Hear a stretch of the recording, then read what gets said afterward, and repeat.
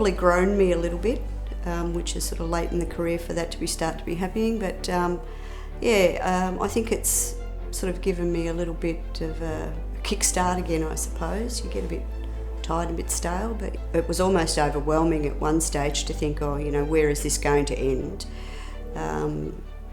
But it fortunately didn't get as bad as what it could have been. There was an opportunity that I had to go into the home of an elderly couple who he was COVID positive and quite unwell. I was pretty worried, I was pretty scared that day because that was, it was about the middle of what we were going through, about August. So it was a bit frightening on the day, even though I had used all of the PPE and my training kicked in and I did everything that I know I was supposed to do.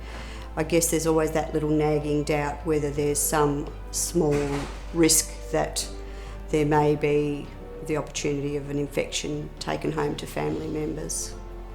Probably scary, I think's the thing. It's that unknown.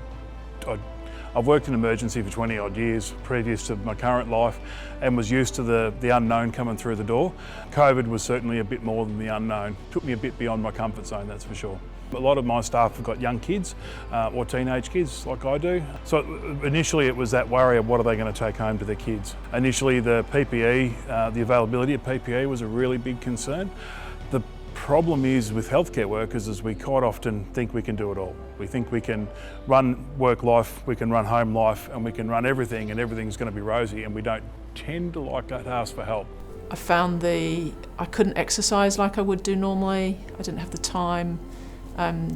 You felt more vulnerable or concerned about being outside and going outside, losing your normal social contacts, and as great as Zoom or FaceTime or whatever are, it's just not the same as meeting with people in person. To see somebody in hospital unwell, critically unwell for such a prolonged period of time and not be supported by their loved ones, and also their loved ones not being able to see the progress of their loved one, is difficult.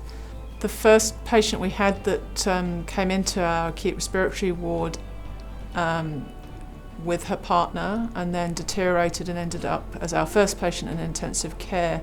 Fortunately that patient, she had quite a prolonged course as we expected, but did very well, and it was, I think, very rewarding, and I think relieved a lot of anxiety for the staff when we finally saw her get better, leave ICU and then ultimately leave hospital.